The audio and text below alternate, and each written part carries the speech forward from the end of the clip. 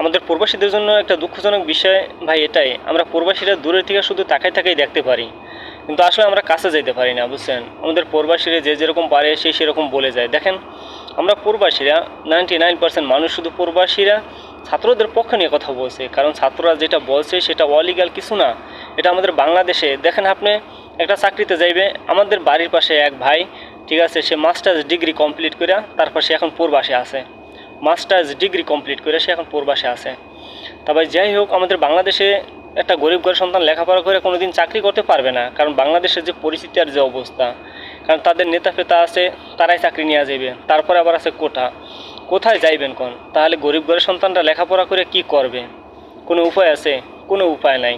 তারপরে এখন আপনারা যেভাবে ছাত্রছাত্রীদের মারতে আসেন, যখন আল্লাহ আপনাদের উপর গজব দিবে তখন কই যাইবেন?